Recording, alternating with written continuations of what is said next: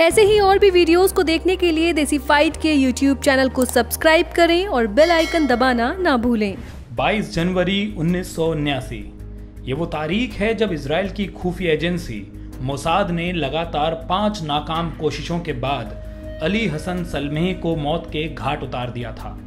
अली हसन सलमेह वो नाम जिसे रेड प्रिंस कहा जाता था और जो 417 और ब्लैक सितंबर आतंकी संगठन का सरगना था, और इजराइल की नज़रों में यह आदमी म्यूनिक में हुए कत्लेआम का मास्टरमाइंड था।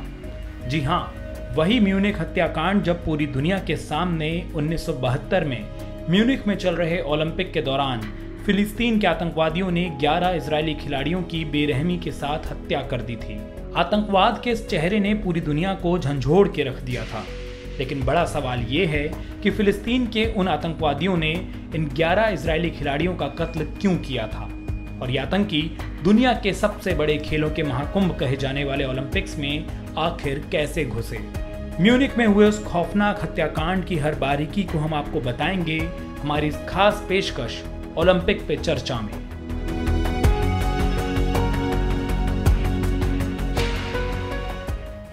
उन्नीस में जब म्यूनिक ओलंपिक्स का आयोजन करवाया गया तो जर्मनी ने इसे अपनी छवि सुधारने के इरादे से करवाया था, क्योंकि 36 साल पहले जब हिटलर के समय में जर्मनी में ओलंपिक्स हुए तो हिटलर ने इसे एक प्रोपेगेंडा के रूप में इस्तेमाल किया।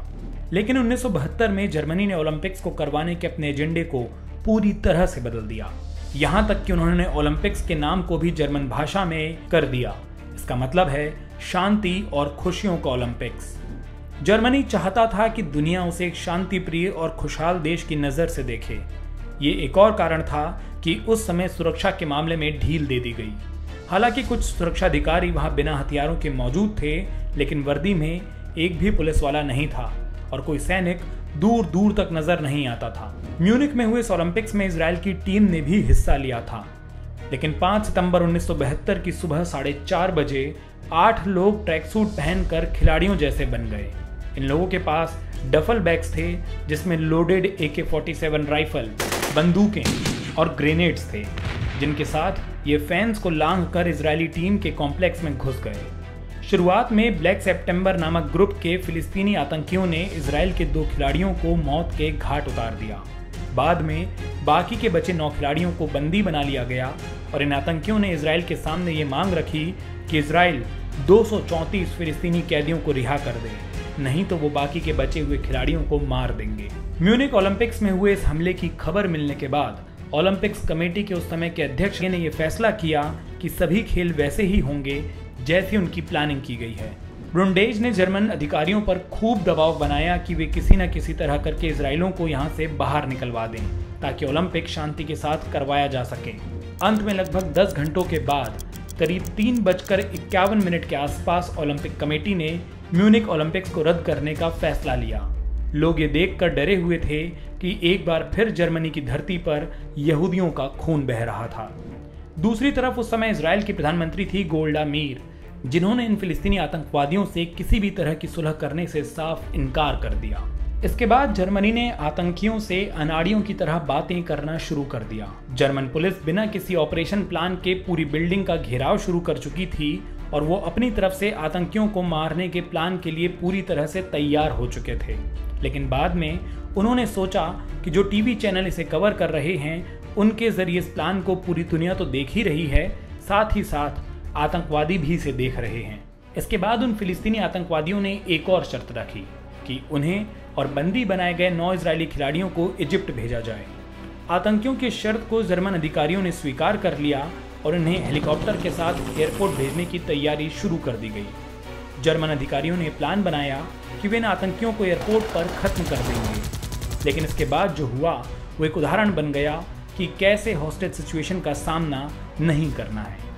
दरअसल जर्मन पुलिस ने अपने 6 पुलिस वालों को उस हवाई जहाज में फ्लाइट क्रू बनाकर भेज दिया। वो हवाई जहाज आतंकियों और इजरायली खिलाड़ियों को इजिप्ट लेकर जाने वाला था।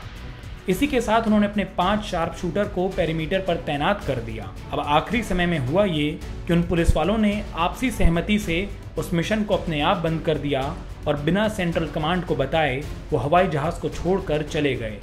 बाकी बचे 5 शार्प शूटरों को ना तो कोई स्पेशल स्नाइपर की ट्रेनिंग थी और ना ही उनके पास रेडियो कम्युनिकेशन था, ना टेलीस्कोप था और ना ही कोई इंफ्रारेड साइट।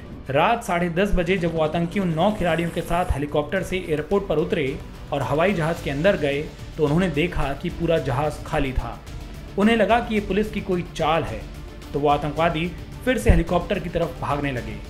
आतंकियों को भागते देख शार्प शूटरों ने फायर कर दिया और इसी के साथ एयरपोर्ट पर आतंकियों और पुलिस वालों के बीच गोलीबारी शुरू हो गई। इस बीच आतंकियों ने हेलीकॉप्टर में ग्रेनेड फेंक दिया, जिससे 4 इजरायली खिलाड़ियों और एक पायलट की मौत हो गई। उसके बाद उन आतंकियों ने बचे हुए 5 खिलाड़ियों को भी गोलियों से छलनी कर दिया। दिन के अंत तक 11 इजरायली खिलाड़ी, पुलिस का एक जवान और 5 आतंकवादी मारे गए। They have now said that there were 11 hostages.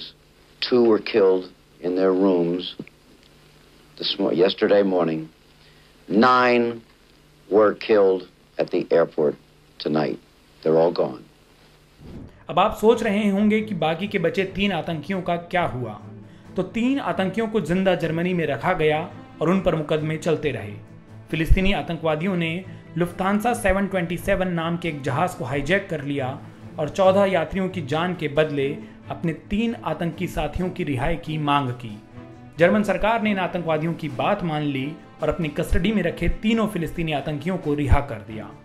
कुछ ही दिनों के बाद इजराइल ने ऑपरेशन व्रत ऑफ गॉड लॉन्च कर दिया, जिसका उद्देश्य था म्यूनिक ओलंपिक्स में हुए हत्याकांड के मास्टरमाइंड को ढूंढना और उसे खत्म करना।